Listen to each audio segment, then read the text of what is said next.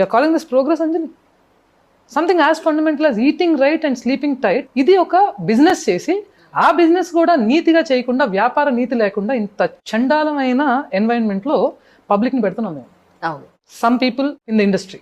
Since you are a seasoned athlete, you understand the value of the mass in the body. Absolutely. Bone density బాగుండాలి, muscle mass బాగుండాలి, ఇలాంటివి. డాక్టర్లు అనే పేరుతో బోల్డంత మంది యాక్టర్లు టెంపరీ రిజల్ట్స్ ఇవ్వటం, తెలిసి తెలియని చెత్త డైట్లు, బంగాళా బౌబౌలు, ఇలాంటి పిచ్చి రెసిపీలు తీసుకుని ఒక బయో అవైలబిలిటీ గురించి మాట్లాడరు. న్యూట్రియంట్ అబ్జార్ప్షన్, అసిమిలేషన్ ఎందుకు అలా ఉంటుంది అనేది తెలియదు. Protein, fat, carbs which are your micros and other essential micronutrients, trace minerals, ఇవన్నీ కూడా బాడీకి అవసరమే. అబ్జార్ప్షన్ అండ్ అసిమిలేషన్ జరగాలి అంటే ముందు గట్ మైక్రోబయోమ్ బాగుండాలి, గట్ క్లీన్ గా ఉండాలి. Your liver or your body for that matter does not understand your food as idli, dosa, vada. It will only understand your food as chemistry.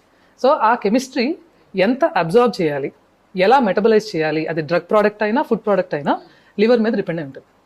So మనం టూ మచ్ ఆఫ్ జంక్ తీసుకుంటూ, అంటే ఇప్పుడు మీకేమి chicken తినండి, మీకేమి మటన్ తినండి, బయటకు వెళ్ళి పిజ్జా తినండి, it's okay, this is your cheat day అంటారు.